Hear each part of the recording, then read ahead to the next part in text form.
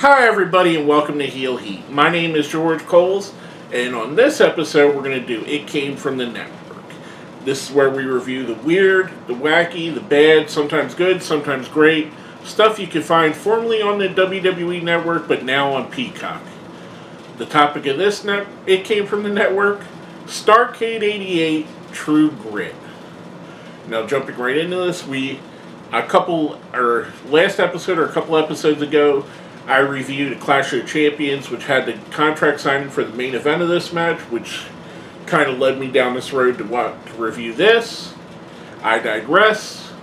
First match of the night, we get the Varsity Club of Kevin Sullivan and Dr. Death Steve Williams versus the Fantastics, Tommy Rogers and Bobby Fulton for the U.S. Championship, U.S. Tag Championships that going into the show were being held by the Fantastics. I thought this is a great match. I thought this was a great opener. I've watched a couple of these. This is right around the time that Jim Crockett sold to Turner. I think this is only a month after the sale. But they always seem to start off with a hot tag team match. And this was no exception. I thought this match was really good. Sullivan and Dr. Death picked up the win here. I'm going to give this one a 4. I thought it was a really good way to start the show. You get a title change, you get an exciting match. It's all good from there going forward. Now next up, we have another tag team match. The Midnight Express with Jim Cornette of Beautiful Bobby Eaton and Sweet Stan Lane versus the original Midnight Express with Paulie Dangerously, a.k.a. Paul Heyman, of Ravishing Randy Rhodes and Loverboy Dennis Condrey. I really enjoyed this match too. I thought this was a fun match. I enjoy these two teams. My favorite version of the Midnight Express is Condrey and Eaton. I did like Lane and Eaton as well, and I did like Condrey and Rose. I thought they were a good team as well. I thought this was a really solid match, and the funny thing is, like the polar opposites of the Southern guy in Cornette with the tennis racket and the Northern yuppie Paulie with the phone, kind of being the same character with a different flavor on it. I thought this was a fantastic match. I thought it was awesome. I loved every part of this. The Cornette version of the Midnight Express, Bobby Eaton and Sweet Stan Lane pick up the win here. I'm going to give this match a 5. I thought it was really good. I just enjoyed it. And the story leading up and during this makes it a little better to me. Now coming up, we have Paul Jones's Russian Assassins, and I'll get into this in a second here, versus the Junkyard Dog and Ivan Koloff. This match, probably my least favorite on the card. The Russian Assassins are a masked team. Kind of, if you're not of this era, we had a lot of teams like that, Assassins, Russian Assassins, that they would just be wrestlers under masks with no real reason. There was no big reveal. The wrestlers, funnily enough, that played the Russian Assassins here were Jack Victory and the Angel of Death. Two guys that I like a lot. I think they were good wrestlers. This match, JYD was well past his prime. Ivan Koloff was past his prime. It never really got off the ground. The Russians pick up the win where one of the Russians puts a foreign object in his mask and headbutts him to kind of knock him out. I'm going to give this match a 2. My least favorite match of the night. If I were to recommend watching this, I would recommend definitely skipping this match. Next up, we have Rick Steiner versus Mike Rotundo for the World TV Championship, currently going into this being held by Mike Rotundo. Rick Steiner, formerly of the Varsity Club, had recently before this been kicked out and replaced by Dr. Death Steve Williams. I enjoyed this match. I thought it was really good. Mike Rotundo's criminally underrated as a wrestler. Rick Steiner brothers, two of the best wrestlers of all time. Rick himself, one of the best wrestlers of all time, kind of gets overshadowed a little bit by Scott because of what Scott did as Big Papa Pump. But people forget just how over Rick Steiner, the dog-faced gremlin, was in this era. If you go back and watch this and listen to the crowd. Listen to how they're reacting to this. They have Kevin Sullivan in a shark cage, which I wish they would bring that back. I know why they don't, but I wish they would bring that back. I thought it's kind of neat doing that. And they really don't have managers to put in there, but like let's say like AEW. AEW could do something like that and put like Jake the Snake in the cage while Lance Archer's wrestling. I digress. This was a really, really solid match. Rick Steiner picks up the win here after a little bit of chicanery at the end. I'm going to give this match a 4. I thought it was really good. Another solid match on this card. Next up, we had the match I was most looking forward to when looking at this. Well, one of the matches I was most looking forward to. Basically, these last 3 matches I was really excited for. And, it's the Midnight as well. And actually, most of this card I was really excited for, to be honest with you. We get Barry Windham with J.J. Dillon defending his U.S. Heavyweight Championship versus Bam Bam Bigelow with Sir Oliver Humperdinck. I always kind of liked Humperdinck and Bigelow together. They wrestled, he carried him, he was with him in the WWE, in Jim Crockett, and also in Florida. Really cool to see him here. He's another guy that gets forgotten with time. This was a really, really fantastic match. Barry Windham, absolute beast, absolutely one of the best wrestlers in the world at this time. Bam Bam, really good, solid wrestler, one of the greatest big men of all time. This match did not disappoint. These guys went out there and they put on a clinic. I thought this was absolutely astounding. What Barry Windham could do with someone like Bam Bam Bigelow. The only thing I could relate to this now is Jonah, a.k.a. The heck was his name? Bronson Reed, formerly of NXT. Jonah now.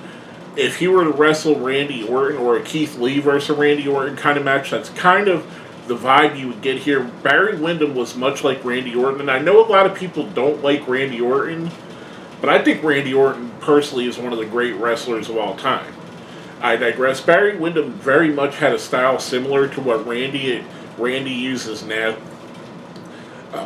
Barry Windham picks up the win here by a countout, which normally I would deduct points on that, but the way that they did that and the way that they played up that was the only way he could survive with his championship intact, I'm going to give this one a 5. I thought this was a fantastic match, a fantastic story, 2 fantastic wrestlers showing exactly who they are and what they could do.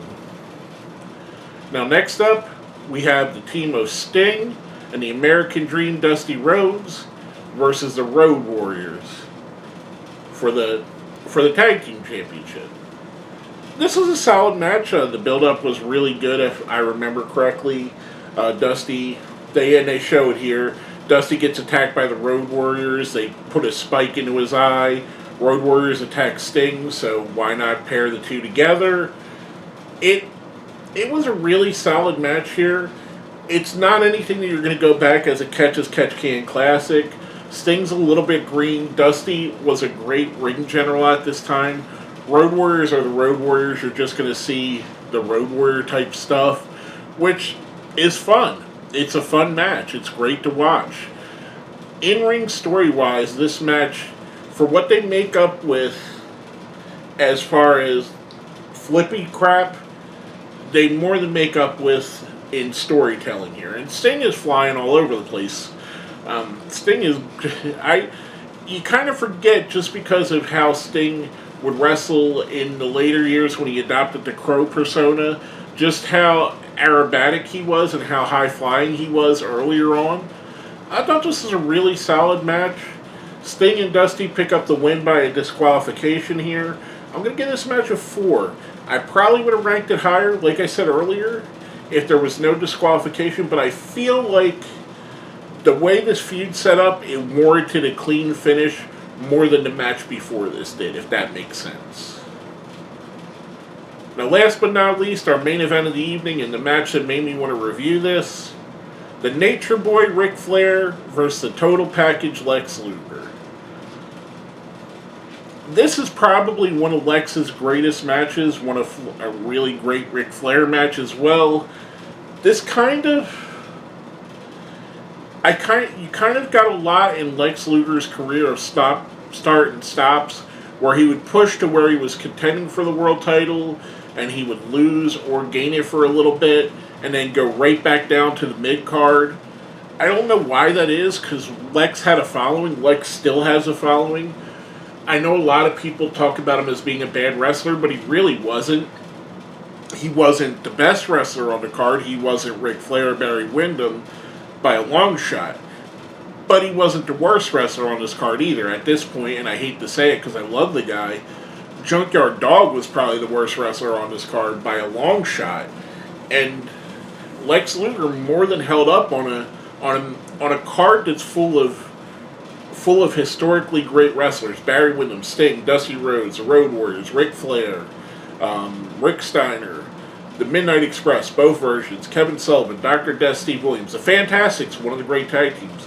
On a card with all of this talent, Lex Luger did not look out of place. He looked like he fit, and he looked like he belonged in the main event. This was a really solid match. Ric Flair worked over Lex's leg. Lex worked over Rick's back. Eventually, Ric Flair gets the advantage, gets a little bit of a hits Lex with a chair in the knee. Lex is trying to slam Flair. His knee gives out. Flair lands on top of him, puts his feet on the ropes, picks up the win here.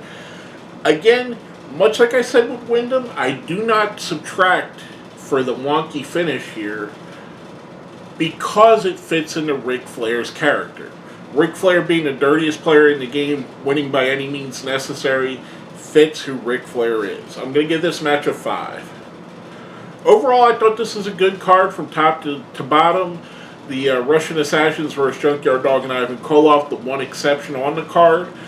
I would still maybe watch that if you're going to watch, because it's really only one match to skip, so why just skip one match? It's not like you're skipping a whole chunk of this. But I would definitely go back and watch it. I give the card overall, I give it a solid 5. It entertained me all the way from the beginning to the end.